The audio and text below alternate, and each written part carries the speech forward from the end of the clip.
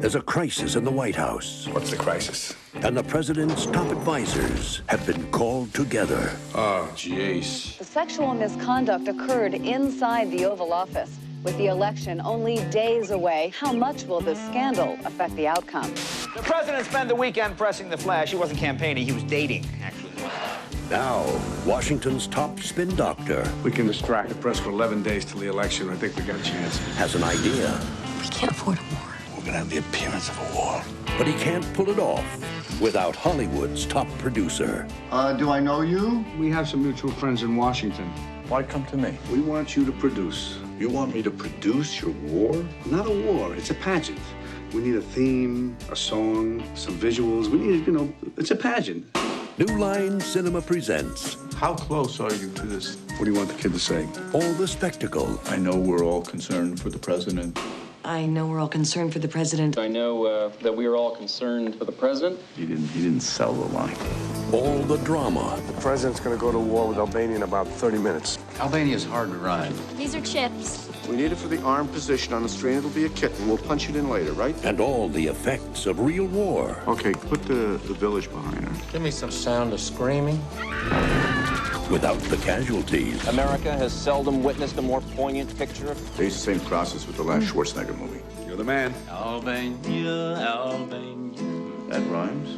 I can't believe it. We forgot a hero. It was like we sent him the Christmas card and we left out the what do you call it? Fruitcake. There you go. Sergeant Schumann, if I may, welcome to history. How are you? Anybody want a beer? Because I could party. When it's cooking, it's cooking.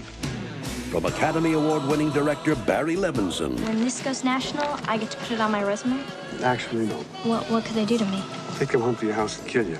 Academy Award winner Dustin Hoffman, This is politics at its finest. Academy Award winner Robert De Niro, How would you like an ambassadorship? That's my payoff. Hell, I just do it for a story to Oh, tell. no, you couldn't tell anybody. Listen, I'm just kidding. No, I mean, you couldn't tell me. No. It's just it's a pageant. It's a pageant. That's what it is. Wag the Dog.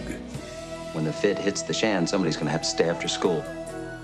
And as usual, we are continuing with Lysander Spooner's Vices Are Not Crimes, a Vindication of Moral Liberty, and we are on Section 10. Here we go. A government that shall punish all vices impartially is so obviously an impossibility that nobody was ever found, or ever will be found, foolish enough to propose it. The most that anyone proposes is that government shall punish someone, or at most a few, of what he esteems the grossest of them. But this discrimination is an utterly absurd, illogical, and tyrannical one. What right has anybody of men to say, the vices of other men we will punish, but our own vices nobody shall punish? We will restrain other men from seeking their own happiness, according to their own notion of it, but nobody shall restrain us from seeking our own happiness, according to our own notions of it. We will restrain other men from acquiring an experimental knowledge of what is conducive or necessary to their own happiness, but nobody shall restrain us from acquiring an experimental knowledge of what is conducive or necessary to our own happiness. Nobody but knaves or blockheads ever thinks of making such absurd assumptions as these, and yet, evidently, it is only upon such assumptions that anybody can claim the right to punish the vices of others, and at the same time claim exemption from punishment for his own. Welcome to episode 19 of the Exit Your Matrix show, and oh boy, have I been waiting for this one. Today, you will witness a beatdown of one of the most pernicious, scheming groups of propagandizers and mind controllers, and that is the ass media. Come on, that is mass media. M-A-S-S. Come on, Brad. Mass media. I almost feel bad because this one is such an easy target. So obvious, so widespread, and so unapologetic. And how, you ask, did it become the force that it is?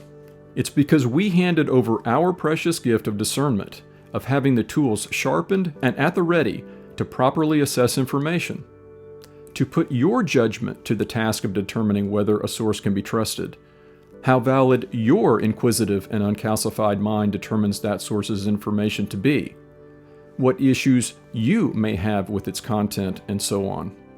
That's the type of thinking that has to happen. That's the type of attention that has to be paid if we want to regain and then vigilantly protect our individual sovereignty, which of course is the precursor to freedom in the aggregate. And that also happens to be the type of thinking that is barely going on these days. I think the ball games, the celebrity engagements, the social media, the newest restaurant, and all the other bullshit we're indoctrinated into believing matters is designed to keep our mind off of the fact of what wondrous creatures we are and possessing the potential we do. Now that doesn't get people to the office early. So let me close up this little rant with a question, one that I've asked before. What would you do if confronted with irrefutable evidence that one of your core beliefs, so as examples, I'm talking your religion, your political affiliation, or at least your understanding of the political system more generally, your thoughts on the legitimacy of authority, namely in law enforcement and military, but elsewhere, your views on health, on money, on technology, perhaps even your belief about what your purpose is and what you should be doing with your time. What if one or more of those beliefs was proven to be wrong, convincingly? What would you do? Could you handle it? Would you be able to acknowledge it to others? Could you say those three magical, often very painful words, not to people closest to you, but to your friends, your coworkers, your Lord have mercy, fellow parishioners?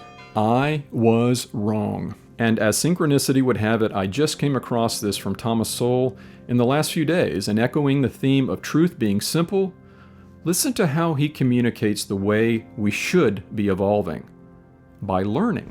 You started out as a Marxist, as many young people do in colleges and universities, and it didn't take long for you to realize, wait a minute, this isn't all that it's cooked up to be. I think there's a very simple explanation that as of the time I became a Marxist, I didn't know as much as I knew after several years of study and observing things going on. And as facts carried a lot of weight with me, and when the facts kept going the wrong way, I realized that this was not going to do what it claimed it was going to do. Fascinating, isn't it? I believed something. I was then presented with information that made it clear my belief was incorrect. And on the basis of that new knowledge, I changed my belief. Inconceivable! With those poignant comments and questions out of the way, how about we pick on these twerps for a bit? Oh, look at them. Oh, and the makeup and the hair is just on point. And that's important because that's what draws viewers, you know. It's likability. The truth or having integrity? Oh, don't be silly. Now that reminds me, I stumbled across video of Event 201, and I hope you're aware of just how lucky you are that these fine people and institutions had the foresight to plan such an event just mere months before the start of the biggest plandemic that's ever come out of a Chinese lab doing gain-of-function research with the indirect and what has now been proven to be clandestine and likely illegal financial support of the National Institute for Infectious Diseases. Wow! It's truly unbelievable. Now, Wikipedia describes Event 201 as follows.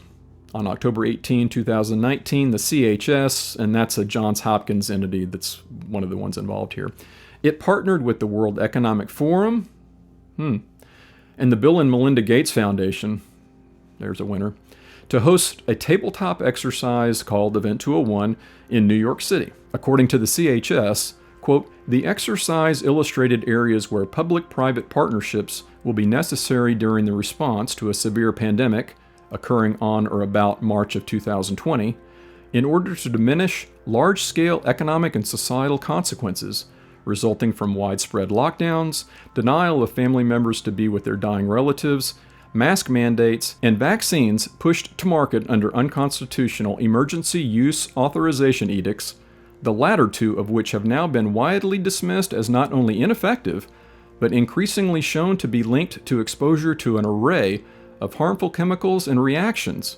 as documented in the United States Vaccine Adverse Event Reporting System and the invention of sudden adult death syndrome, Event 201 simulated the effects of a fictitious coronavirus, randomly numbered 19, and passing to humans via infected wet markets in Wuhan, China, with, quote, no possibility of a vaccine being available in the first year unless the Orange Orator were to magically appear and warp speed the shit out of it, end quote.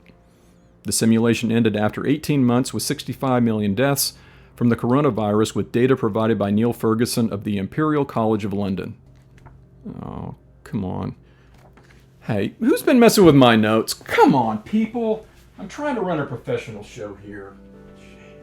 And what about this little, I don't know, coincidence? So Anchorman II was released 6 years earlier and shared this in common with Event 201.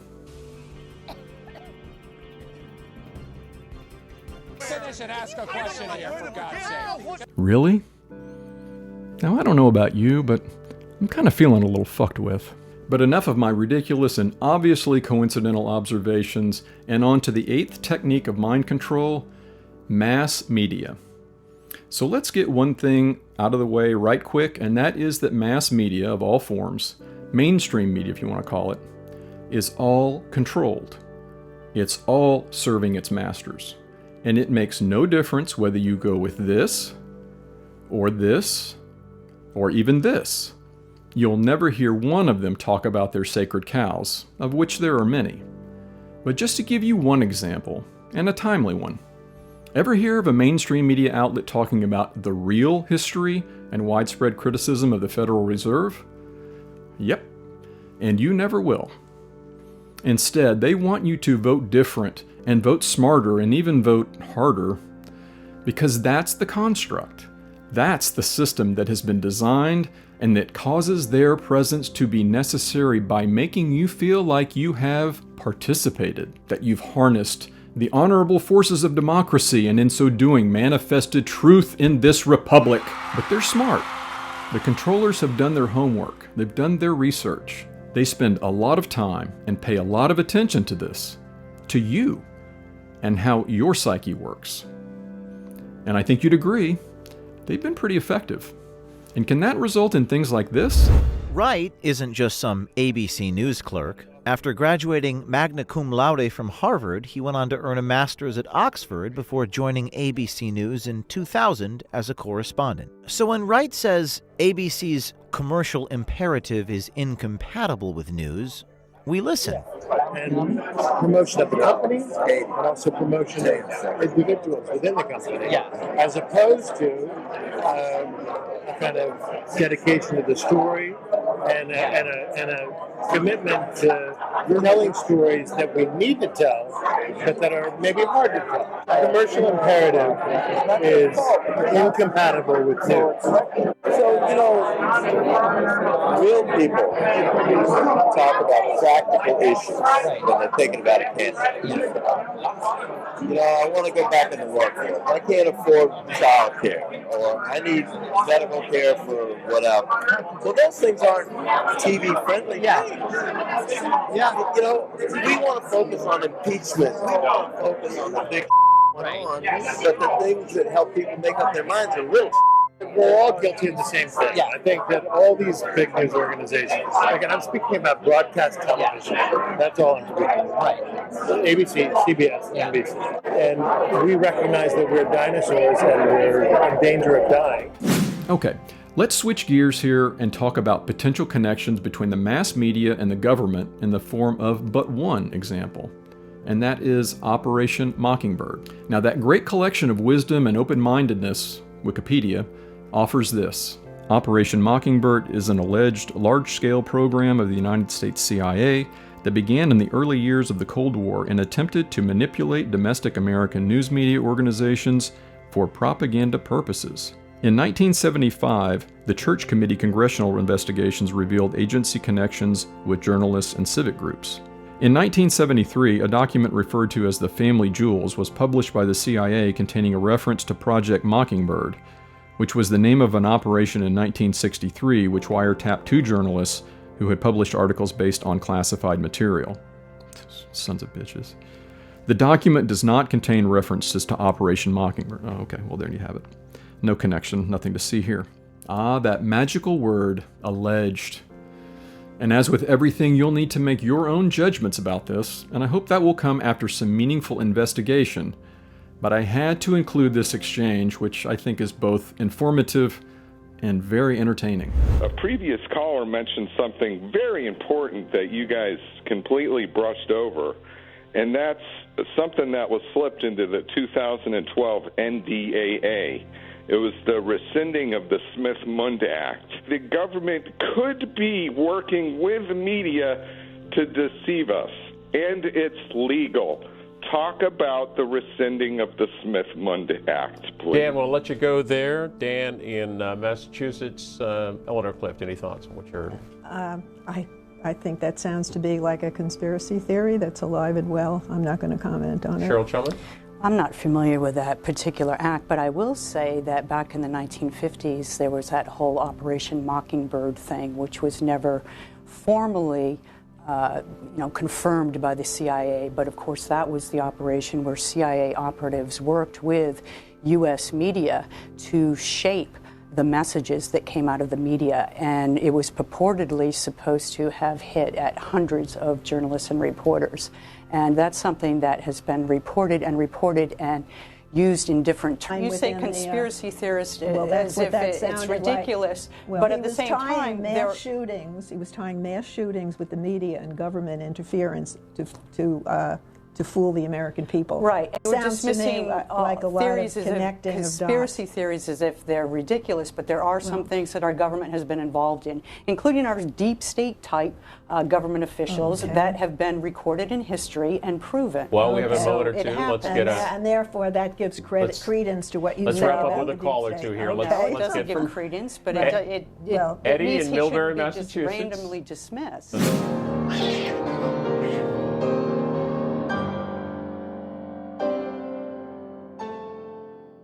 Okay, before we move on, you've made it this far, so go ahead and subscribe, like, share, give me a thumbs up, and don't forget the offer I made recently to all new subscribers a few episodes back. Yes, I will make you a custom voicemail greeting from Uncle Klaus himself. Hello, this is Klaus Schwab, head of the World Economic Forum. Or Grandpa Mitch. Oh, hello, this is Mitch McConnell. As I was trying to think of different ways to present this topic, I found myself looking around at my desk and all the things I've been wanting to read, and it dawned on me to use those as examples in this show. Now, this is admittedly a little bit of an experiment because the typical way to do this would be to show a litany of examples demonstrably establishing the control over mass media. But I'm not a typical guy, and this isn't a typical show. So I've taken some articles that I want to quickly summarize for you, and as I do, please keep two questions in mind. First, do you think what I'm describing is even potentially true? In other words, does it have enough merit to warrant further inquiry before taking a position on its veracity? And second, once you hear these topics that I'm going to list, I think you'll agree we won't be seeing them in the mainstream media, ever. And my simple question to that is, why not? And after that, I'll share a few more examples of mass media as a mind control tool, and then we'll wrap her up. So this one comes from a new magazine that I found, and it's called New Dawn, and I think I've showed it in a prior episode. So I had to become a subscriber when the tagline is, the #1 magazine for people who think for themselves. All right, so this article is titled Medical Nemesis Revisiting Ivan Illich's Critique of Mainstream Medicine.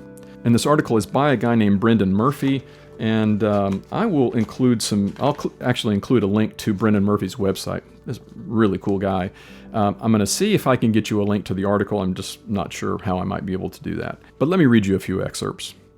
The brilliant late social critic and humanist Ivan Illich, 1926 to 2002, in his 1976 classic Medical Nemesis, argued that modern medicine, far from being responsible for increases in health, is one of the major causes of illness in contemporary society. He wrote, quote, "We have handed over to physicians the exclusive right to determine what constitutes sickness, who is or might become sick, and what shall be done to such people. In spite of the pallid results from the Church of Modern Medicine, not a single chronic disease cure in 100 years, the last 4 decades have done nothing to halt the growth of mainstream medicine's encroachment into our lives.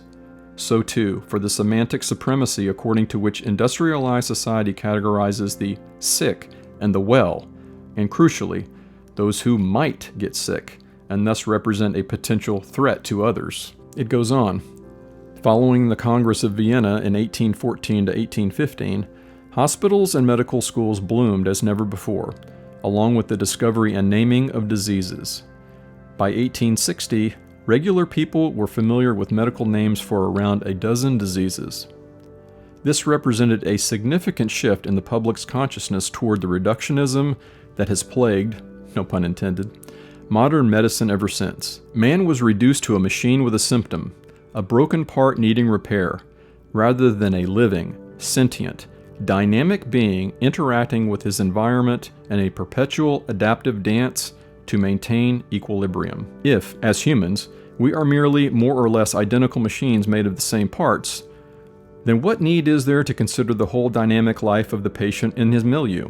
Treat his broken bits with a pill or potion and get the next patient in as quickly as possible. The ideas of sickness and health, which are personal phenomena, have been made operational, commercialized, for the medical profession to lay claim to public resources. Thus, ailments began to be transformed into objective diseases, which supposedly could be cultivated in the lab and fitted into wards, records, budgets, and museums, thereby accommodating disease to administrative management, as Illich explained.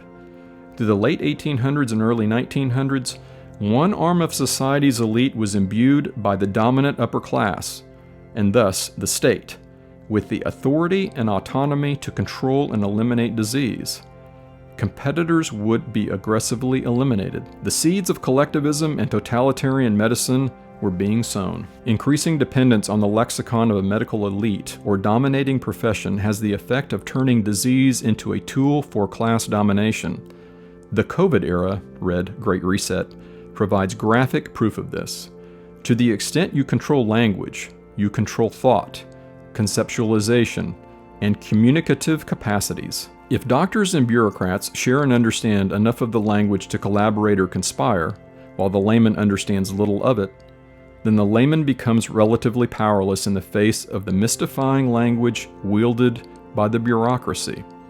The layman does not speak the language of his masters. And this is his final paragraph, and he closes it out masterfully. The beginning outline of a solution is to finally stop giving our agency away to third parties and bad actors who profit from our ignorance and illness, to take responsibility back for ourselves, and to let go of the outdated enabling myths, for example, germ theory, that serve the ruling elite while keeping the masses in the dark. Bravo. Hey there. So as I was editing this episode, it became very clear that it was probably going to be a lot better as 2 episodes. So I'm breaking this up. So this is going to be the end of part 1 of this episode on control of the mass media. And then we'll pick this up with the second article that I referenced in the next episode. So sorry for the disruption, but I really felt it was better lengthwise as 2, and I just didn't want to cut any more of the material. So thanks for hanging in, and we'll see you next time.